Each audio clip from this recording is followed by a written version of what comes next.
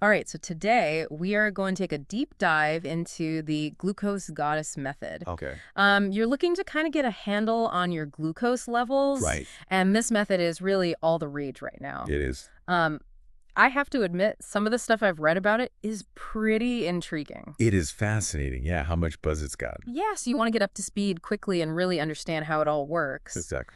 So we'll break down some of the core principles from the book summary, Okay. explore the strategies Yeah. and see if the science really backs it all up. Awesome. Cool. Sounds good to me. Yeah, We'll see if Inchauspé can live up to the glucose goddess moniker. exactly. Now, you mentioned feeling a bit like you're on a glucose roller coaster. Mm-hmm. This summary talks about those wild swings in blood sugar and the impact that can have on everything from cravings to energy levels. That's a great place to start. The book actually refers to it as the second meal effect, which basically means even if you eat the same meal twice, your glucose response can be totally different depending on what you ate before.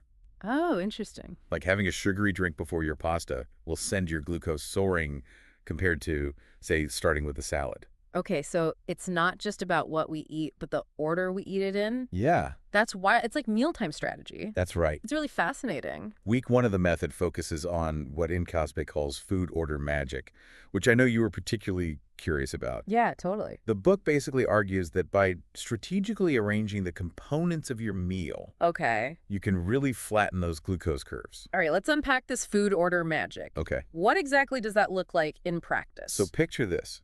You're having a classic meal of chicken, rice, and broccoli. Okay. The glucose goddess method says, ditch the old carbs first habit and flip the script. Okay. You'd actually start with the broccoli, then move on to the chicken, and save the rice for last. Hold on, veggies first. I always thought you were supposed to fill up on protein to stay full. That's a common misconception. Interesting. The book highlights how starting with fiber-rich veggies is key because fiber acts like a buffer. Ah. It slows down the absorption of sugars from those carbs, preventing that rapid glucose spike you get when you dive straight into the rice. So the fiber's like a shield, protecting us from those glucose bombs. Yes. I'm starting to see how this could make a difference. Yeah. What else does the book say about this food order strategy? Inchauspé actually gives a bunch of real-world examples using different types of meals. Okay. For breakfast, she talks about having eggs or avocado before your toast, Okay. and for lunch, having a salad before your sandwich. Interesting. So, So she really emphasizes prioritizing those veggies and proteins before diving into the carbs. exactly. Got it. And it's not just about the order within a meal. Okay. The summary also talks about the importance of spacing out your meals and snacks to give your glucose levels time to stabilize. Right. Like maybe waiting a few hours after a meal before reaching for that piece of fruit. So it's all about being mindful of how often we're introducing those glucose spikes throughout the day. Right. Okay. The book says that even seemingly healthy snacks, if eaten too frequently, can keep your glucose levels on a constant roller coaster. Okay, so week one is about mastering the art of strategic eating. But you mentioned trying the vinegar trick. Yes. What's that all about? Does it actually work? That's week two of the method. Okay. And you're right, it does sound a bit unusual. Drinking vinegar. I'll admit I'm a little skeptical about that one. Yeah, I am.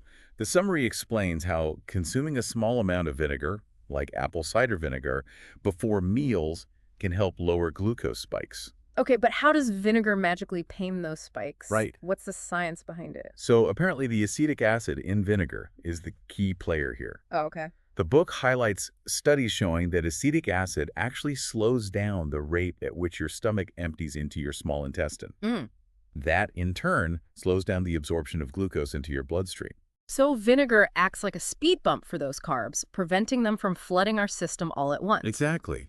Interesting. Inchauspé even cites a study where people who took vinegar before a high-carb meal saw their blood sugar levels rise about 20% less than those who didn't. Wow, 20%. That's a pretty significant difference. It is. So we're not talking about chugging gallons of vinegar, right? Definitely not. Okay. The book is very specific about the dosage, just a tablespoon or two diluted in water before a meal. Well, I'm definitely more open to trying the vinegar trick now that I understand the science behind it. It's not just some random health fad. It's amazing how something so simple can have such a powerful effect on our metabolism. It really is. Yes. You mentioned wanting to know about what Inchauspé says about breakfast, too. Yes. Let's dig into that. Okay, breakfast. It's, the most important meal of the day, or so they say. Yeah. But is there a glucose goddess-approved way to start the day? There is. Week 3 of the method zooms in on breakfast and how to set yourself up for stable glucose from the get-go. Okay. And it's not just about what you eat, but also about the timing. Interesting. So tell me, what does a glucose goddess breakfast look like? Inchauspé is all about protein and healthy fats in the morning. Okay. She actually recommends aiming for at least 30 grams of protein at breakfast. 30 grams. That's a lot more protein than I usually have at breakfast. Yeah. I'm more of a toast and fruit kind of person. That's where the breakfast reimagined concept comes in. Okay. The book emphasizes that starting your day with a meal that's rich in protein and low in refined carbs can really set the tone for your glucose levels throughout the day. So ditching the sugary cereal and pastries? Pretty much. Okay. The summary suggests things like eggs, Greek yogurt, nuts, seeds, Okay. even leftovers from a protein-rich dinner.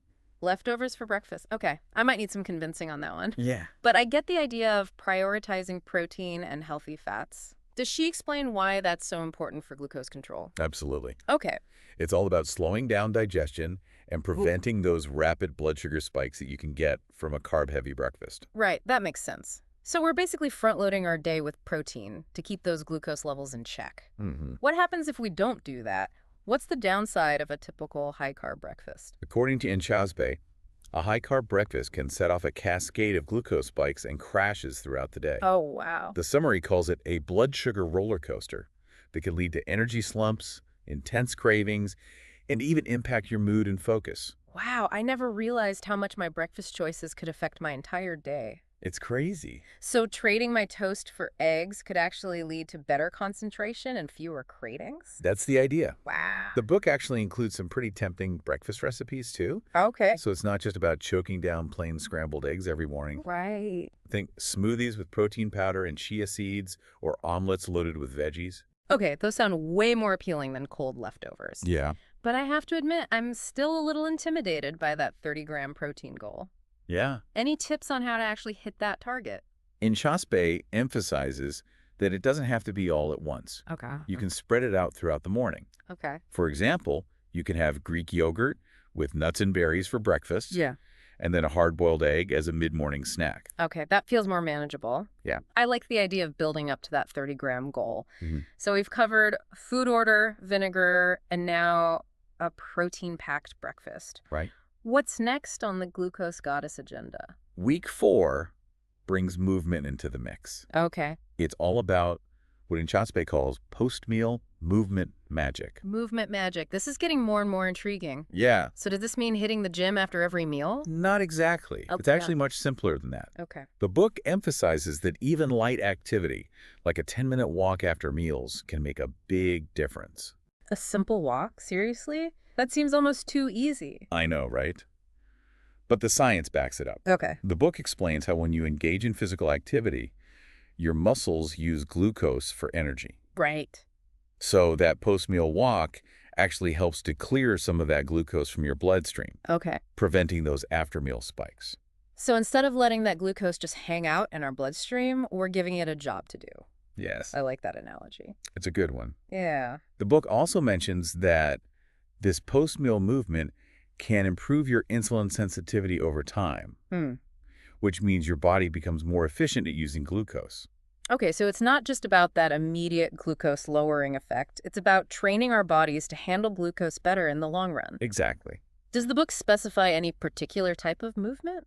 Not really. Okay. Inchauspé emphasizes that any activity that gets you moving is beneficial. Okay. Walking, yoga, dancing, even just doing some chores around the house, it all counts. So it's really about incorporating more movement into our daily routine, not necessarily about intense workouts. Exactly. It's about making movement a natural part of your lifestyle, not another chore on your to-do list. Right. Like, oh, gotta go to the gym. Yeah, totally. It's just, do something you enjoy.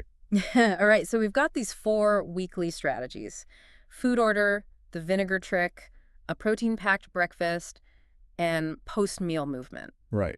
They seem pretty straightforward, but are they really all we need to become glucose goddesses? Well, the book goes beyond just the strategies. Okay. It also delves into the science behind why these changes work, Right. which is what you really wanted to understand, right? Absolutely. Good for you. I'm all about the why. Good. I want to make sure I'm making informed choices, not just blindly following trends. You and me both. Right. In that case, you'll appreciate how Inchauspé breaks down the science behind things like fiber and how it helps regulate glucose absorption. Let's talk about fiber. I know it's important, but does the book get into specifics about types of fiber and how they might affect glucose differently? That's where it gets really interesting. Okay. Inchauspé actually distinguishes between soluble and insoluble fiber Right. and explains how each plays a unique role in blood sugar control. Okay, remind me. What's the difference between those two? Soluble fiber, like that found in oats, beans, and apples, basically dissolves in water Okay. and forms a gel-like substance in your gut. This gel slows down digestion, including the absorption of sugar, Okay. which helps prevent those rapid glucose spikes. So soluble fiber is our friend when it comes to glucose control. Yes. What about insoluble fiber? Insoluble fiber, found in foods like whole grains, nuts, and veggies, doesn't dissolve in water. It Okay. adds bulk to your stool and helps things move along smoothly, which is great for digestion overall, but it doesn't have as direct an impact on glucose levels. So if we're really focused on those glucose spikes, soluble fiber seems like the MVP. That's what the book suggests. Yeah. Inchauspé actually recommends making sure you're getting a good dose of soluble fiber with every meal, Okay. especially when you're having carbs.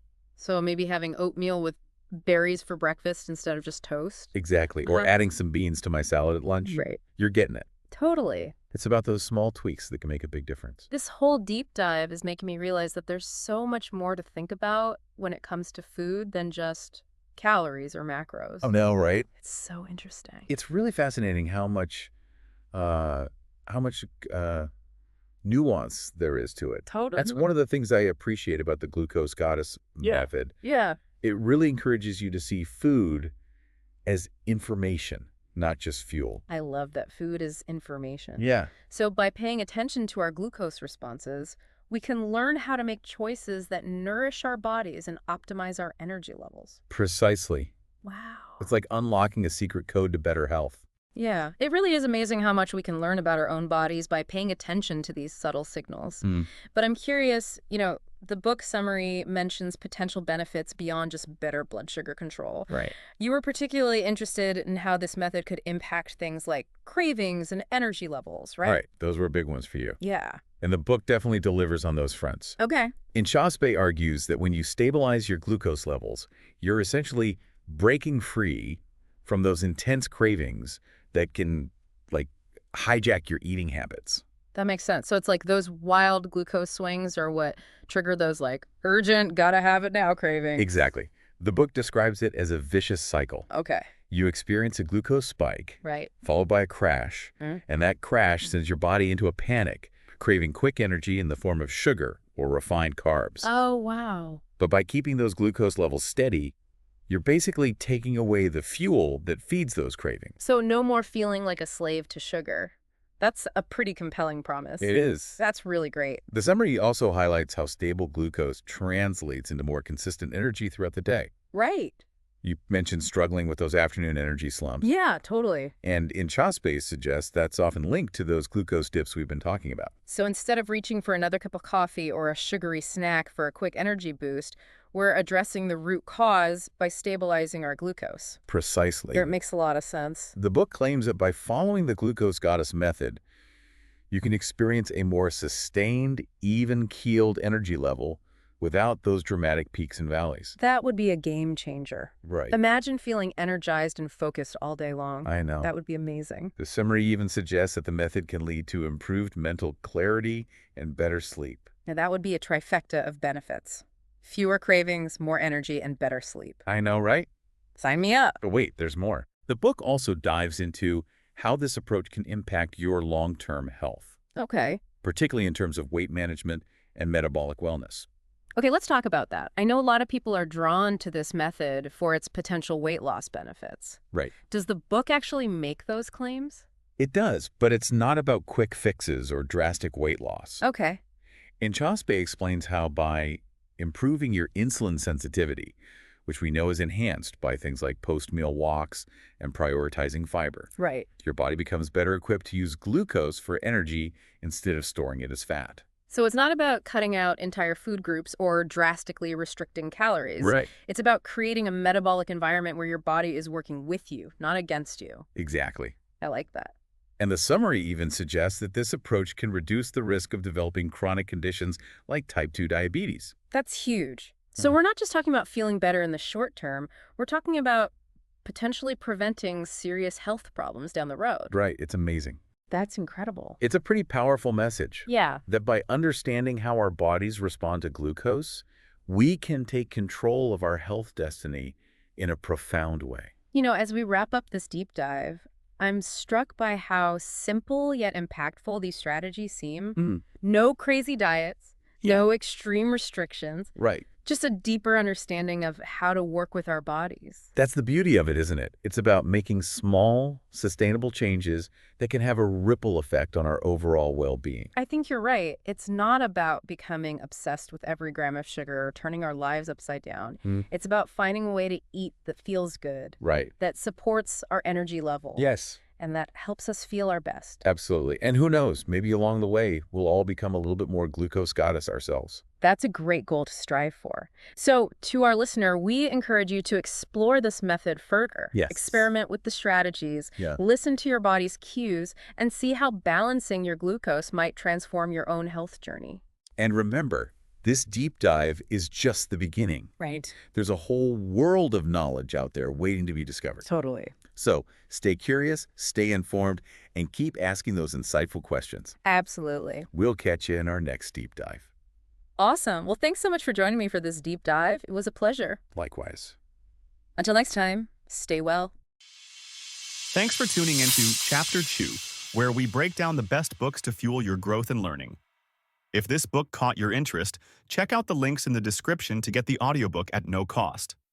Don't miss out and support our channel while you dive deeper into these life-changing reads. See you in the next episode.